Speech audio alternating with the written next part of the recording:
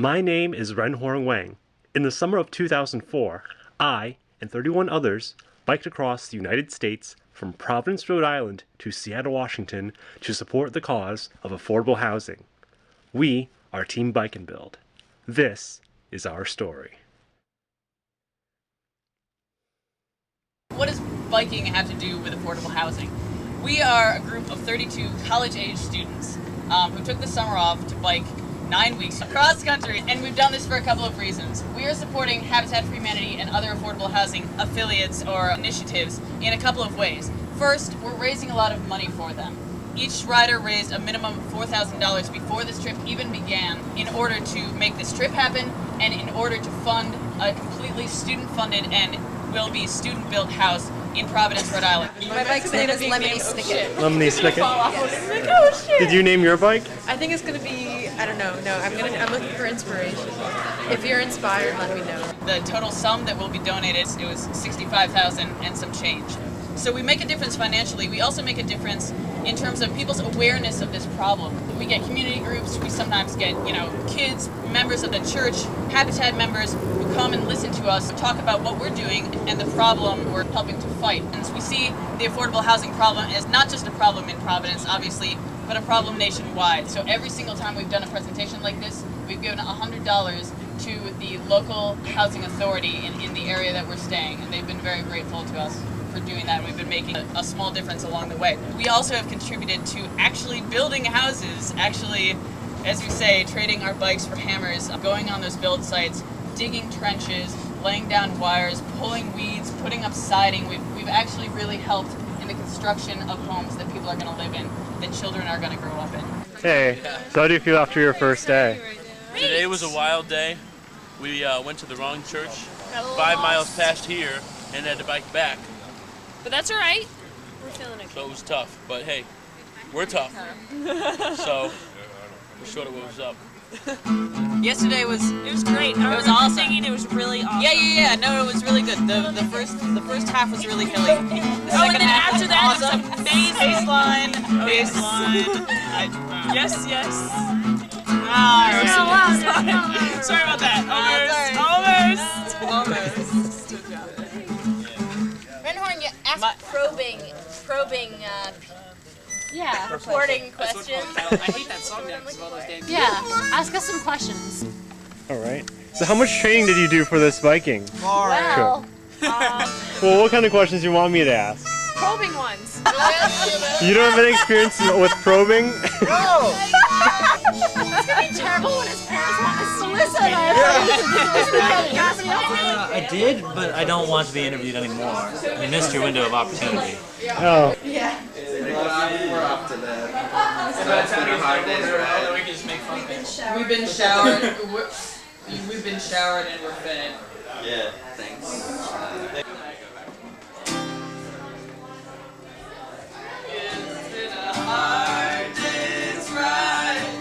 So, today we were biking. We stopped for lunch and that was nice. And then the people had canceled on us, so we had to go to this marvelous campground. So anyway, we stopped for lunch, we get new directions, and you could either write down the directions or you didn't have to write down the directions. So we wrote down the directions. We followed the directions. Yeah, I wrote down the directions We too. don't see the chalk. We're like, where are we?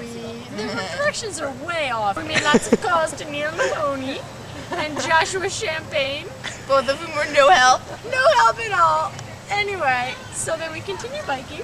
And then it gets cold. I'm curious. All right. So he stops. But then I stopped too, and I was kind of coming down 207. Flopped over, started shook a shivering. lot. Me, I was a And that little was ways fun. up She the was road. way up there because she actually had Had to there legs like at this 15 point. minutes. Also, and she I had was taken a after lunch. 10-mile detour. You know how they Where's changed the everyone? directions on And the so I fly? came back and I saw a flashing siren light. Yeah, I tried to call you. Two paramedics, An ambulance, We two rode cop direct cars. firefighters. There's sirens everywhere. What's going on? We wrote the directions I had down. some clip bar, I had some So if peaches. you wrote the- I there was answered no a lot of chalk to tell you- questions. And then signed some forms said, Taunted the I'm not going to the paramedics. hospital. I made fun of them because it said that you were in the sticks. If there was a spoon. There were all these people responding to someone who just needed stickers. They didn't like that. What is sore? And then we finished today, and we're here. And I'm gonna set up camp and take a In shower. one piece. Ren, we have a new idea. This What? actually isn't my idea, but someone else suggested that you strap this camera to your head and we have a Ren cam. Well, You know what goes on in your life all day. It's just about 8 years ago that I first learned about Bike and Build. I was going to work out at one of the brown gyms, the Bears Lair, and I was walking down the stairs, and there was a poster with a cyclist with their bike over their head standing on a rock, and it said, "What are you doing this summer?" And I thought to myself, that is what I'm doing this summer. And that was the beginning of a magical adventure, and one that I'm so grateful has become a part of my life. The affordable housing crisis that's happening in America right now, it's a crisis for two different reasons. First, because it's a crisis for the people that are in problems of needing affordable housing and don't have it. There are very long lines for government subsidies and help. It's also a crisis because it's worse now than it was 25 or 30 years ago for a number of different reasons. There are 25 million families in America today that are living in some sort of a substandard housing. And that substandard housing is defined anywhere from being entirely homeless to having inadequate facilities, plumbing, electricity, and whatnot lacking, or having a cost burden that they can't handle, meaning that they have to sacrifice either food or diapers or healthcare or some other basic need to pay their rent every month. Sometime in Pennsylvania, Josh Champ's mom yelled, "You're doing it, Bike and Build," as we went up a hill. And I asked everyone, estimate please the number of times you've heard us say, "You're doing it, Bike and Build." Since she said it, I have the total here is 2,872. That's 2/3 of the people who responded. So you do the math. So, Chris, what are you doing? I'm putting up a new journal entry. Cool. Yeah. It's pretty cool. We can update this every day. It's pretty awesome. You don't happen to know how to do this, do you? No. This is fun.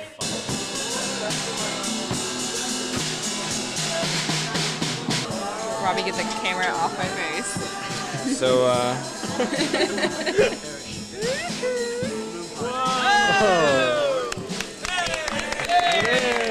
Whoa! I knew that, I saw him.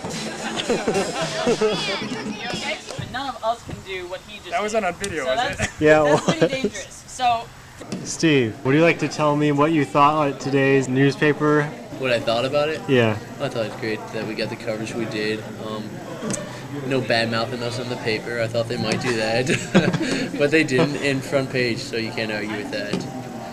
People's attention is really taken when they hear that someone's biking across the country, and they want to know why you're doing it and what it's for. And I always think of that scene in Forrest Gump where he's running across the country and people want to know why he's doing it. And I feel like Forrest Gump sometimes, because why are you doing this? And we're doing it for affordable housing and to support Habitat for Humanity's cause. There's gentrification going on in many of our inner cities, and one example of this is Providence, Rhode Island, where we are building our house.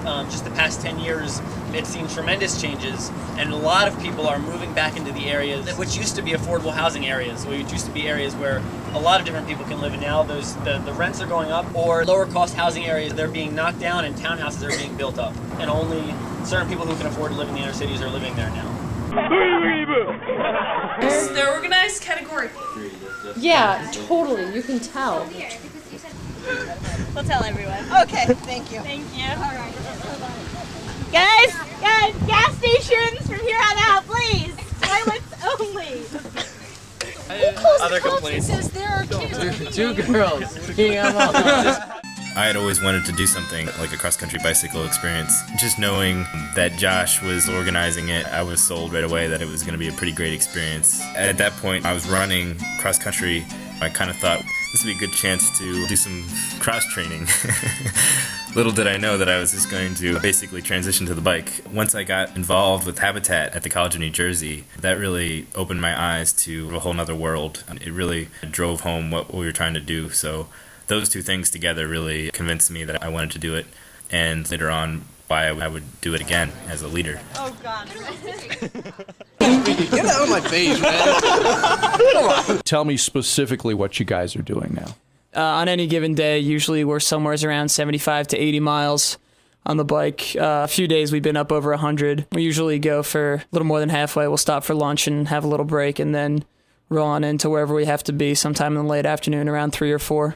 I look at Bike and Build mostly as a a challenge more than anything else. When I first heard about it, it seemed like something that a lot of people wouldn't believe I was capable of doing, or that many people would be capable of doing. And biking across the country, really just an extraordinary challenge.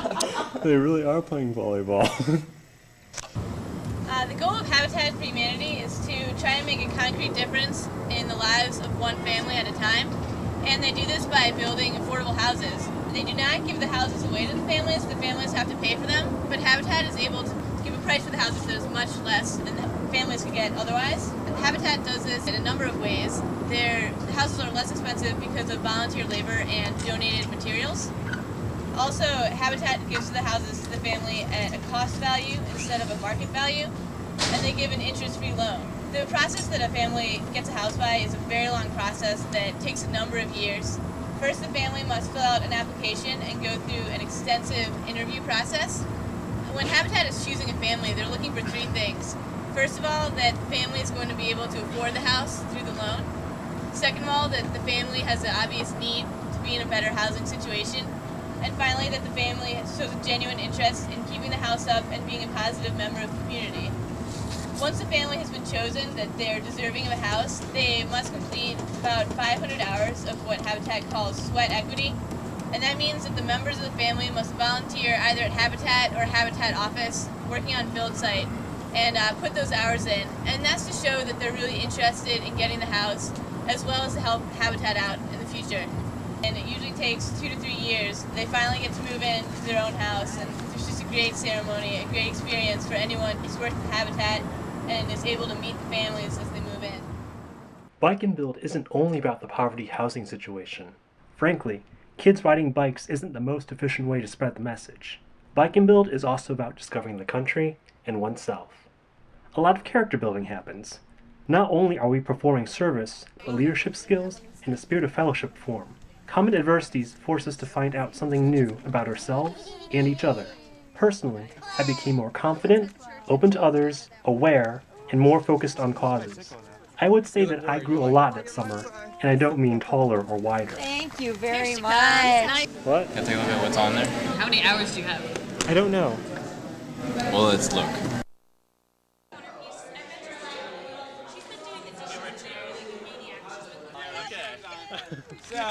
So, come on. We wake at the break of dawn, as usual. Whiskey, what else? Whiskey before breakfast, as it goes. We feed our valiant horses. Mount up. Oh, And I shoot. say, sling.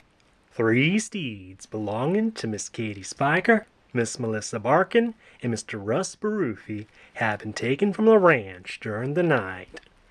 The posse was in a frenzy, but luckily the Death Cavern boys always keep their cool. Boss had his doubts about the Death Cavern boys finding them missing horses, but we knew that they were our only hope. The Death Cavern boys led their faithful steeds, Mac and Trigger, away from the ranch, but before getting further than 50 paces, Eagle Eye had spotted a bandit in the distance. The foolish outlaw was riding atop a yellow and black steed that looked remarkably similar to Miss Spiker's very own. I just don't know what was going through his head when he was thinking it would be a good idea to ride back by the YMCA this morning while a group of bikers is sitting out here. Yeah. We saw him on the horizon and we had to really book it to catch up to him uphill. I didn't say anything, I just stayed on his back. I was spurring the whole way. We're going over the bridge. The rapid river is going beneath us. If we had fallen into the bridge, we would have been killed.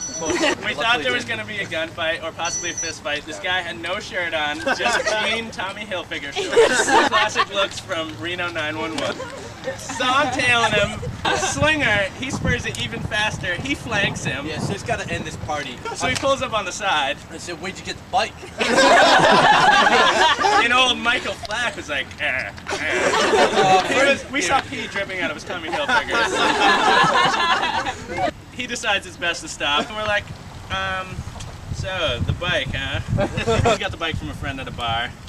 We didn't buy that shit. And he hands it over right away. Yeah, he puts it in my hand. We wave up the rest of our posse. He takes us over to Hardee's to get some pencil and paper. So Slinger takes him in. Just ask him a few questions. Name. Get the name. Fake name. All the way. Travis Brower. Nice try, Travis. He thought he was pulling the wool over our eyes, but Not so easy when you're dealing with the DCB. Once we said the cows were coming, he's like, oh shit. All you guys want is the bikes back, right? I'm taking you guys over there. Oh, he was gonna kill you guys. No, seriously. I totally thought he was gonna check with us. I was like, sweet, he's gonna throw a punch. The rest was pretty much formality. We called in the sheriff, we set up the warning signals, and the rest is history, ladies. Hopefully he's actually going to get the other 2 bikes, so this story's a lot less cool.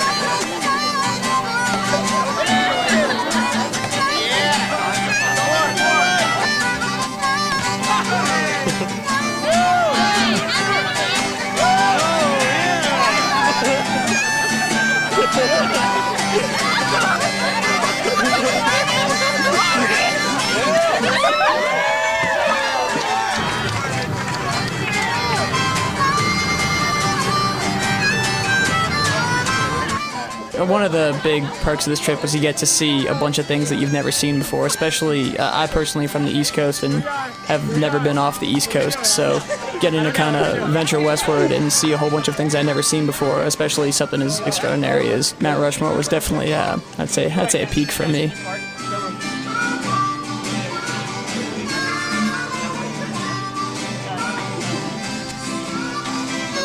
As leaders, especially with a new route, you try to plan everything ahead of time. You think maybe that things are going to go smoothly and there are going to be no mistakes, no hiccups, no injuries. You never believe that, but you plan as well as you can. But I think for our trip, and probably for all the trips, it comes down to how patient people can afford to be when you're solving problems, and then how resourceful the group is as a whole when something comes up. All I would have to do is say a couple of names, and you would just be reminded of how resourceful and how helpful and how community-minded people were on the trip. A trip that was really social justice minded in the sense that we really did have a purpose as to what the trip was all about, on top of enjoying and struggling through the bike trip. Let's go off-roading. A story about Wyoming.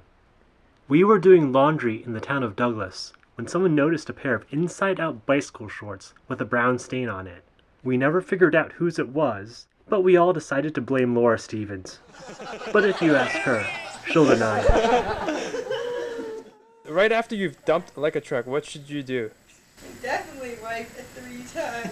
Is three Three is the magic. Is 3 the magic number? What if there's still a lot left? That's too bad.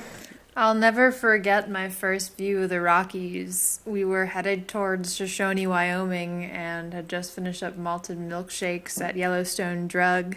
But that first view of the Rockies, how expansive they were, knowing that we were headed that way and would soon need to climb them, but also that we had come thousands of miles prior to that, and there was no doubt in my mind that we were going to make our way over those Rockies and keep on heading on to Seattle. One reason our jerseys are so disgusting is that we've worn them every single day for every single biking day, but that makes a difference. You know, 5 of us pass through the same gas station and someone's bound to ask, hey, what are you doing? Are you racing? Yeah, I'm racing and I'm stopping for a cheese, you know, but people ask, and so you say, no, I'm actually biking, and you start to talk, and so we have a lot of communication going about this affordable housing problem that is really plaguing the entire country. Yeah, we're going outside. We're gonna smash this bad boy up.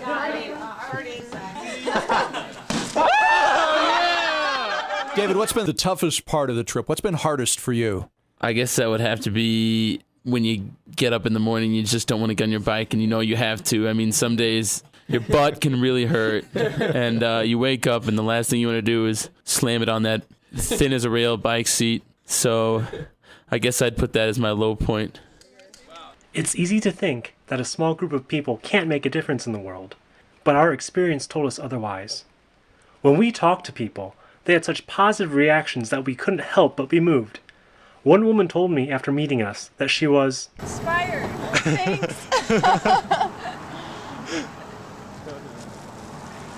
I can go another 14 hours and keep on going. Step back. Have a safe trip. Thank you. for me, Bike and Build was important as a source of inspiration. I met lots of folks who were determined to change the world. Bike and Build also convinced me that the world would be a better place if more people rode bikes. When I said that back then, I think I just meant that biking makes people happy. It's great exercise, gets the endorphins pumping, it's the best way to travel, it makes people be nicer to each other. But now the meaning of that statement has changed quite a bit. For example, I think that bikes are important from an environmental sustainability standpoint. Lately, I've become passionate about making bikes a viable form of transportation in U.S. cities for everybody, not just hardcore cyclists. I don't think that I would have chosen the career path that I'm on without Bike and Build, and I'm really, really grateful to the folks who supported me on my trips. Oh God, I'm never gonna get up this hill. Yeah, Bike and Build! Bike and Build!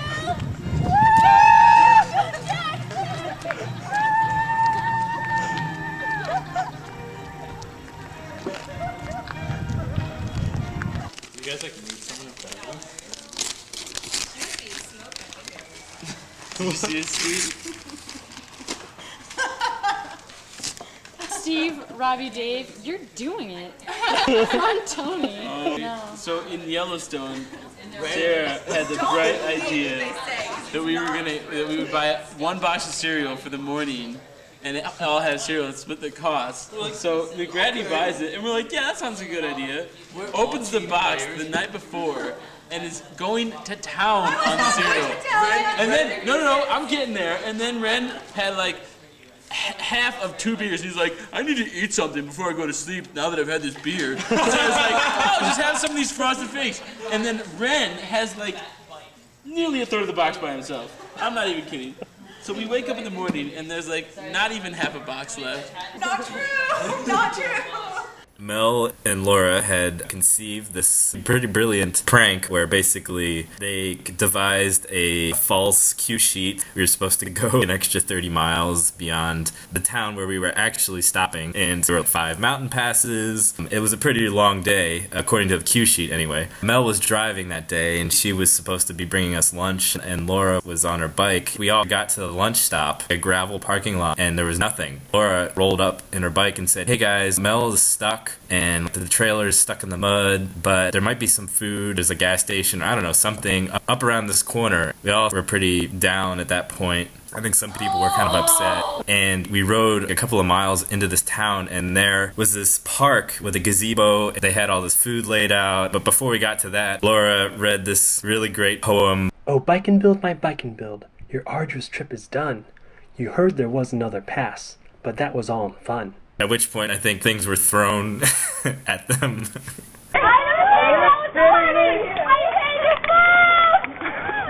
Oh my God. Later on, we were eating lunch in this gazebo, and we were talking about it. We were like, hey, wouldn't it be great to pull a prank on Laura and Mel? Our idea basically became to design a scavenger hunt, and at the end of the scavenger hunt, they would find their bikes ablaze. There's more need now for affordable housing because there's more people who can only afford affordable housing, and there are less units now than there have been. The federal minimum wage is only about a third of what it actually costs to pay your rent and have all your basic needs, and many people cannot make those ends meet. The way I look at Habitat is it's got a lot of volunteers and a lot of labor, but what it really needs is funding, and I think Bike and Build really fills that void nicely. I heard a rumor. What's that? I'm gonna go up there. Seattle's on the other side of this mountain. Seattle's on the other side of this mountain. Seattle's been on the other side of every mountain we've climbed. What do you think, Doug? Why is this on the red cam? I look like a dumbass!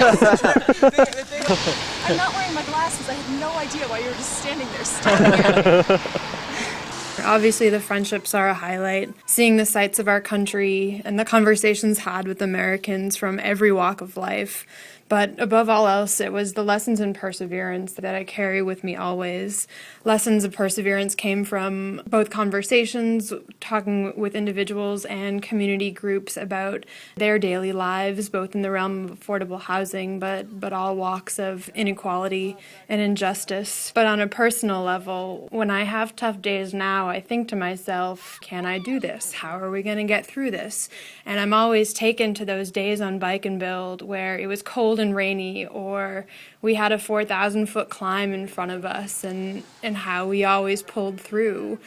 Granny gear, pedal by pedal, encouragement from our fearless leaders and from our other teammates. But it's been an overwhelming sense of both accomplishment, but also the knowledge in self and belief in self that I have what it takes to get through the hard times. And a lot of those lessons I'm thankful to Bike and Build for instilling in me. Are you guys really videotaping this? Oh my god! The Hody's driving.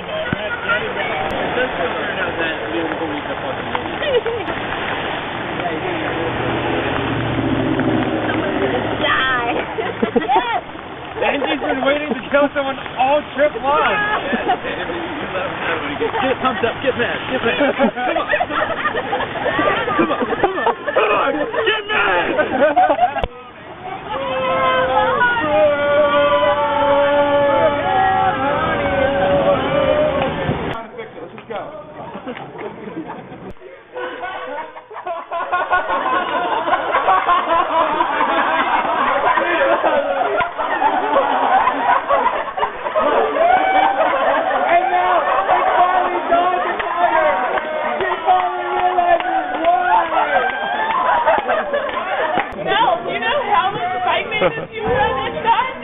Yeah, you've done everything and not noticed.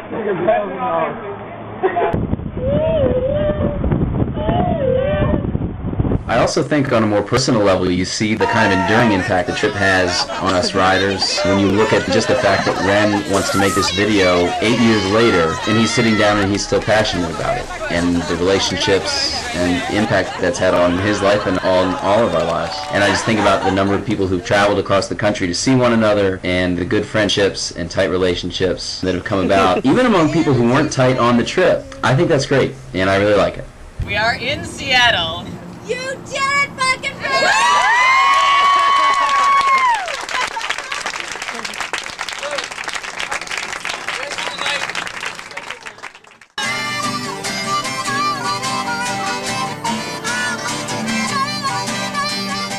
So, you just finished biking across the country. How do you feel? Oh, you're supposed to say, what are you going to do next? How's Disneyland? Oh yeah, I'm going to Disneyland. Cool. You? That was, she took mine. Oh wow. Just tell her she needs to do something very important. Oh! I just applied for you. Thank you.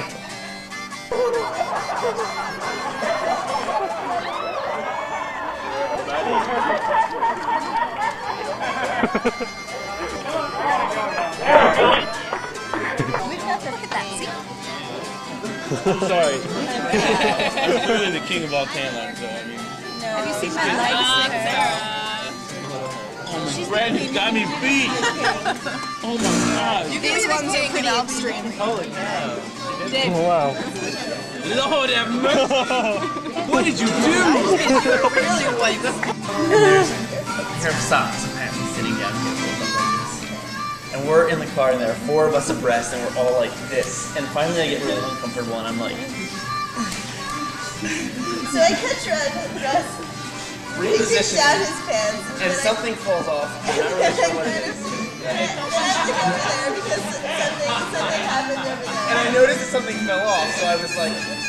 And I picked up the socks. And Laura was like... Pulling